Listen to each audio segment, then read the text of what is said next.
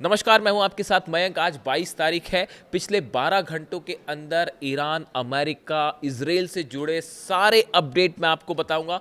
साथ ही ये भी बताऊंगा कि आखिर कैसे ईरान और अमेरिका के बीच जो बातचीत होनी थी वो बातचीत बिगड़ती दिखाई दे रही है और कैसे मामला एक बार फिर जंग की तरफ बढ़ता दिखाई दे रहा है। लेकिन शुरुआत करते हैं इस वक्त की सबसे बड़ी खबर के साथ। देखिए, इस वक्त की सबसे बड़ी खबर स्विट्जरलैंड में ईरान और अमेरिका की बातचीत मुश्किल में फंस गई है। ईरान ने बातचीत बीच में रोकने का फैसला किया है। देखिए, कल ये जो घटनाक्रम हुआ, ये बेहद ही दिलचस्प है। कल बातचीत शुरू होती है ईरान और अमेरिका की, साथ में कतर और पाकिस्तान के जो डेलीगेशन है वो भी मौजूद था।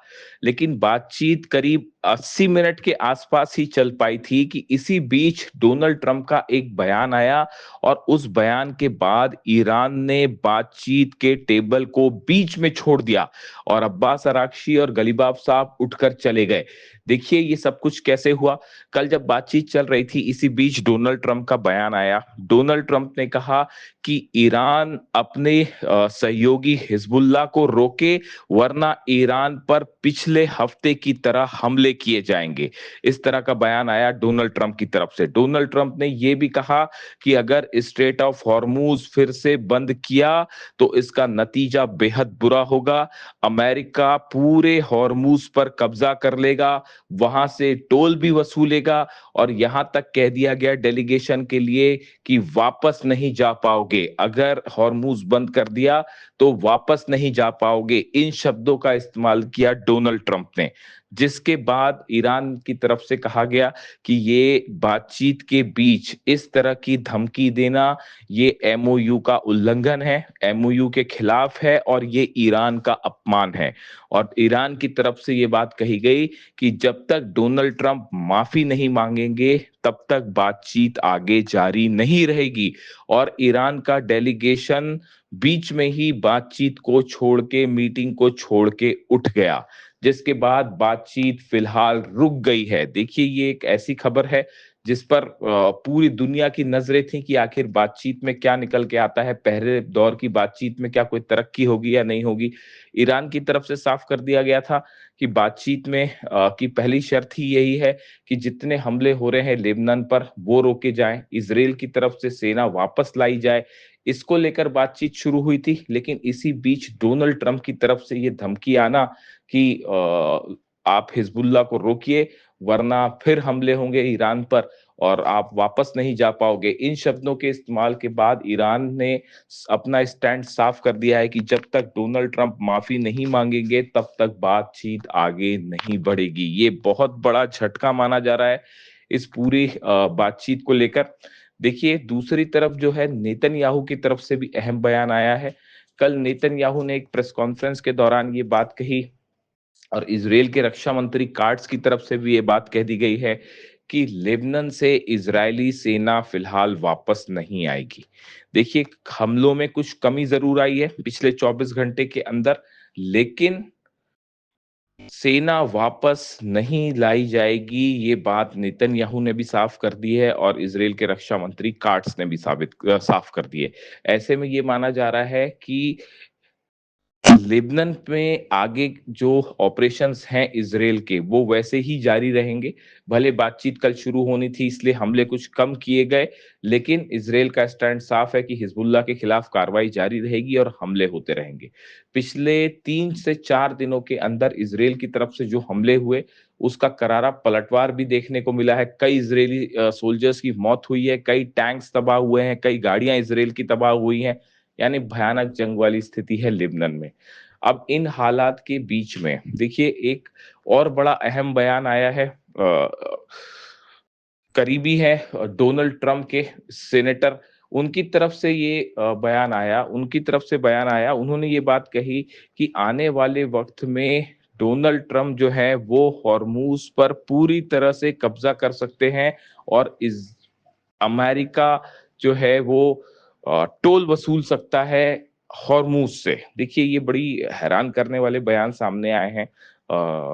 अमेरिका के तरफ से लिंडसे ग्राहम जो हैं बेहद करीबी माने जाते हैं सेनेटर, और बताया जाता है कि उन्हीं की तरफ से पूरा ईरान का प्लान भी तैयार किया गया था। इस तरह की बातें भी होती है, दावे होते हैं। अब लिंडसे ग्राहम का ये कहना है कि आने वाले चंद दिनों में कब्जा कर लेना चाहिए हॉर्मूज पर, हॉर्मूज को पूरी तरह से अपने नियंत्रण में लेना चाहिए और टोल भी वसूलना चाहिए। यानी देखिए, ये एक ऐसी बात है, ये एक ऐसा सुझाव उनकी तरफ से आया जिसको लेकर इस बात पर सवाल उठते हैं कि आने वाले दिनों में आखिर डोनाल्ड ट्रंप और अमेरिका की मंशा क्या है। अब कुल मिला के हालात ये हैं कि डेलीगेशन स्विट्जरलैंड में है, लेकिन बातचीत फिलहाल रुक गई है। डोनाल्ड ट्रंप की तरफ से अभी कोई बयान, अपने उन्होंने जिस तरह से बयान दिया उसके बाद से उनकी तरफ से कोई सफाई नहीं आई है। वहीं पाकिस्तान और कतर का डेलीगेशन भी इस मीटिंग में मौजूद था। एक बेहद दिलचस्प बात ये भी देखने को मिली, कल शहबाज शरीफ ने ईरान के विदेश मंत्री अब्बास अरागची साहब से हाथ मिलाया, लेकिन ईरान के डेलीगेशन के किसी भी सदस्य ने अमेरिका के डेलीगेशन के किसी भी सदस्य से कोई हाथ नहीं मिलाया, ना ही उनके से किसी तरह की कोई आमने सामने किसकी कोई बातचीत देखी गई। देखिए, ये बेहद अहम बात है। पूरी तरह से ईरान ने अमेरिका की डेलीगेशन, चाहे जेडी वेंस हो, चाहे कुशनर हो, चाहे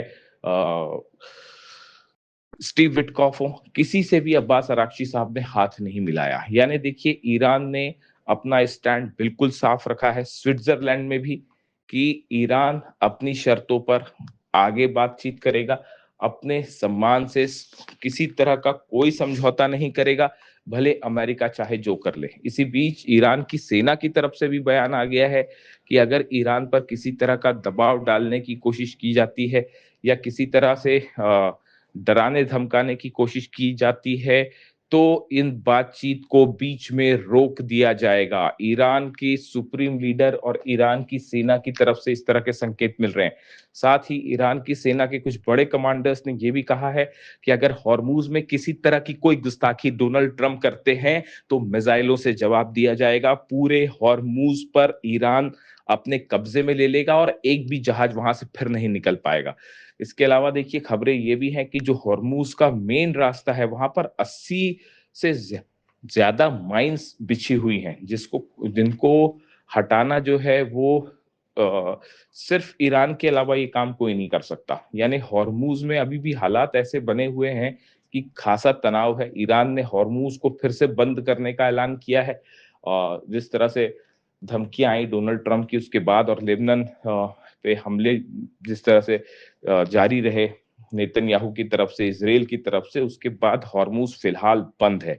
कोई भी जहाज वहां ईरान की परमिशन के बिना नहीं निकल सकता। इन हालात में हॉर्मूज को लेके एक बार फिर डोनाल्ड ट्रंप और ईरान आमने सामने दिखाई दे रहे हैं और हालात ये है कि हॉर्मूज में फिर एक बार कई जहाज जो हैं वो ऐसी स्थिति में हैं जिनको ये साफ नहीं है कि आगे बढ़ना है या नहीं बढ़ना है। कहीं ऐसा ना हो कि आगे बढ़े और हमला हो जाए। ऐसे में हालात ये है कि पूरी तरह से हॉर्मूज अभी ईरान के नियंत्रण में है और अगले 24 से 48 घंटे में ये बात साफ होगी कि ये जो बातचीत है ये आगे बढ़ती दिखाई दे रही है या पूरी तरह से डिरेल हो गई है।